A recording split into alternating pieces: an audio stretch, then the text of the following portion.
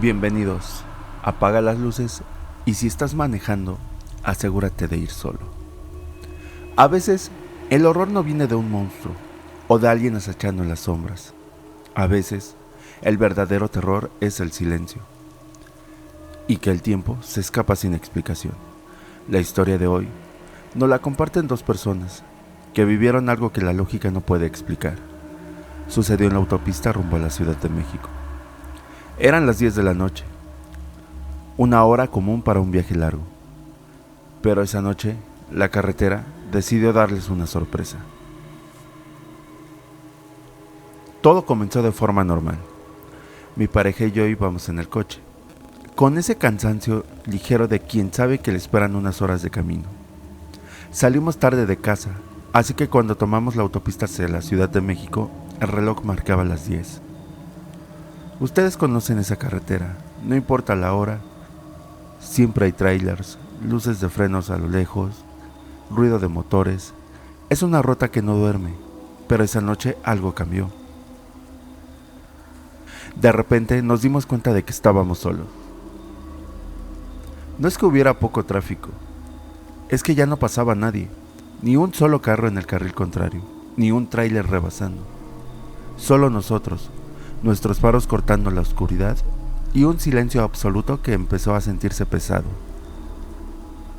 Los dos lo notamos al mismo tiempo, pero al principio no quisimos decir nada. Seguimos avanzando y llegamos a la caseta de cobro. Pero como traíamos el tag, no teníamos que detenernos. Pero cuando vimos que las casetas estaban oscuras, no había luces de emergencia, no había trabajadores, no había ni una sola alma vigilando. Pasamos por el carril automático y el sensor leyó el dispositivo. Pero el ambiente era muerto, como si el mundo se hubiera detenido y nosotros fuéramos los únicos sobrevivientes en esa carretera. Sin decir una palabra, seguimos manejando. El miedo ya estaba ahí. Estaba junto con nosotros viajando. Kilómetros más adelante, el clima cambió bruscamente. Entramos en una zona de lluvia intensa, de esas tormentas que golpean el parabrisas con mucha fuerza, donde casi no puedes ver nada. Y en medio de esa cortina de agua blanca ocurrió lo inesperado. De la nada, un tráiler apareció detrás de nosotros. Surgió del vacío. Casi nos choca al intentar cambiarse de carril de forma violenta. Fue un susto de esos que te hacen soltar el volante por un segundo. Pero extrañamente, justo después de ese incidente, todo volvió a la normalidad. Como si hubiéramos atravesado un portal. De pronto, volvieron las luces. Había tráfico otra vez. Trailers, coches, el ruido habitual de la autopista. La lluvia cesó. Suspiramos aliviados, pensando que lo peor había pasado. Entonces, nuestros celulares se volvieron locos. Empezaron a llegar mensajes, llamadas perdidas, notificaciones de WhatsApp, todo al mismo tiempo, como cuando recuperas la señal después de mucho tiempo. Era de la familia, mensajes desesperados preguntando dónde estábamos, si estábamos bien, por qué no contestábamos el teléfono. Nosotros no entendimos el drama. Solo había pasado unos minutos desde que salimos de la zona de lluvia, o eso creíamos. Mi pareja tomó su celular y se quedó pálida. Me enseñó la pantalla. Eran las 6 de la mañana.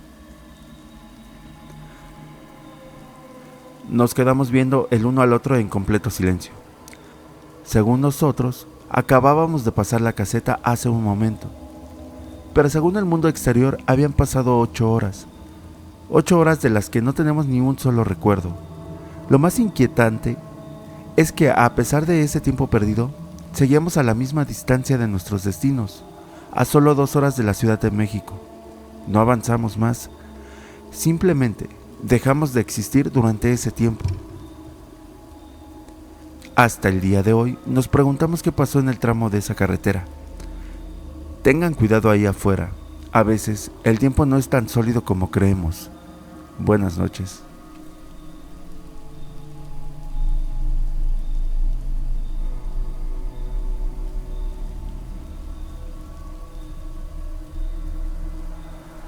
Esto sucedió hace algunos años, cuando yo apenas era un niño.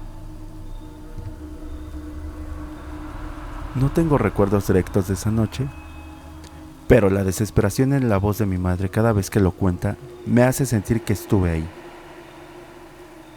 Aquella noche el tiempo parecía haberse detenido en nuestra casa. El aire era pesado. Yo no podía dormir, mi cuerpo ardiendo en fiebre y una tos seca y violenta que me lastimaba el pecho. Pero lo peor era que mi madre veía cómo mis pulmones luchaban por una bocada de aire. Ella dice que ni siquiera podía respirar. La desesperación de una madre es una fuerza poderosa, pero también puede ser paralizante ante el terror de perder a su hijo. Ella sabía que si no llegábamos a un hospital pronto, yo no sobreviviría esa noche. Eran horas de la madrugada. La calle estaba desierta. Mi madre, conmigo en brazos, envuelta en cobijas y ardiendo en fiebre, salió a la calle. No había autos, no había gente. La soledad de la noche era absoluta. Buscó desesperadamente un taxi. Cualquier cosa que nos moviera de allí. Y de la oscuridad apareció. No fue un alivio, fue más bien un mal presagio. Encontró un taxi viejo.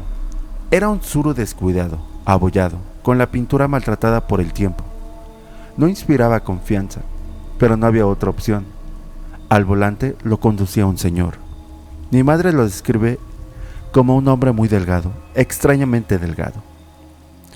Ella, sin pensarlo dos veces, se subió al asiento trasero, apretándome contra su pecho. Al hospital, por favor. Llévenos al hospital, es una urgencia, le dijo con la voz quebrada.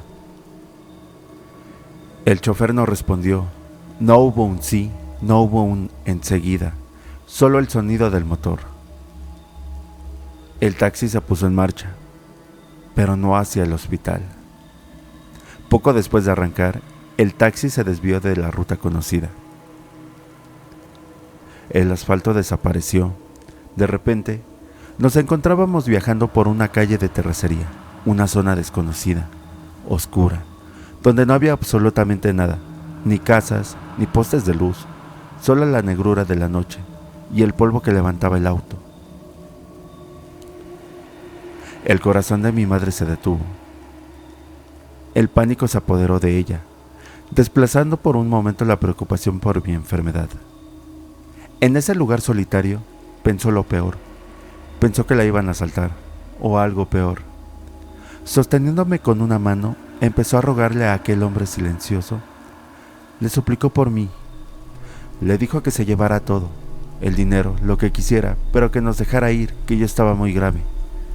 Aquel hombre no dijo nada, no hizo ni un solo gesto, y en lugar de frenar ante los ruegos de una madre desesperada, solo aceleró. El Tsuru viejo empezó a ir más rápido, por ese camino de terracería lleno de baches. Mi mamá estaba atrapada, no podía hacer nada con un niño enfermo en brazos. En su desesperación, pensó en la única salida posible, aventarse del taxi en movimiento. Pero con un niño, con un bebé en brazos, era imposible. Pasaron unos minutos que se sintieron como horas, en medio de esa oscuridad y velocidad ciega. Y entonces, de la nada, como si hubiera atravesado una densa niebla, las luces de la ciudad reaparecieron. Aparecieron en el hospital, sí, pero el hospital de la otra ciudad, a la que tenía que llegar. Había recorrido una distancia que normalmente toma hora y media, en tan solo 15 minutos. Antes de que mi madre pudiera procesar dónde estábamos, el taxi se detuvo en seco frente a las puertas de urgencia. Fue entonces cuando ocurrió lo más aterrador de esa noche. Algo que mi madre jura que vio y que nunca podrá olvidar. Aquel taxista flaco, que no había dicho una palabra en todo el trayecto, volteó la cabeza.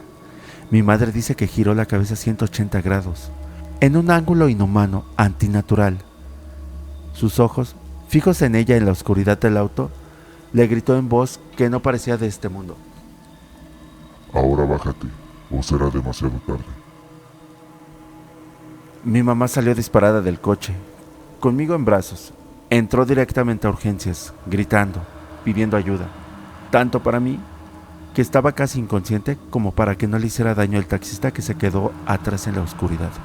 El personal del hospital la calmó. Llegó la policía y a mí me internaron de inmediato. Mientras los médicos luchaban por mi vida, la policía tomó el testimonio de mi madre.